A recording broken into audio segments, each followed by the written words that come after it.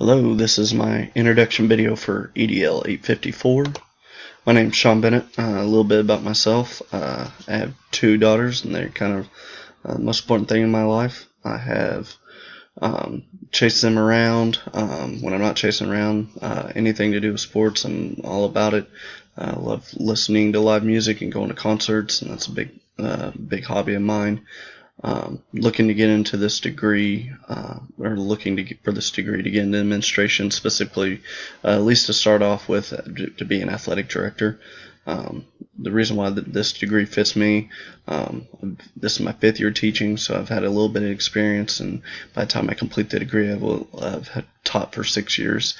I'm entering my 11th year of coaching high school baseball, starting coming up this spring. So, and that's kind of how I actually got into teaching. I didn't know if that was something I wanted to do, and I got into coaching and really had a passion for being around the young people. So that was how I got into the teaching aspect. Strengths and weaknesses when it comes to school finance.